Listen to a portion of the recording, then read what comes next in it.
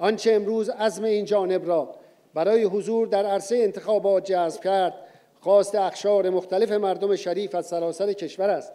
که بر روش‌های مختلف و از جمله به طور حضوری ضمن اظهار لطف و محبت مسررانه از خادم خود خواستند که به این عرصه ورود نمایند.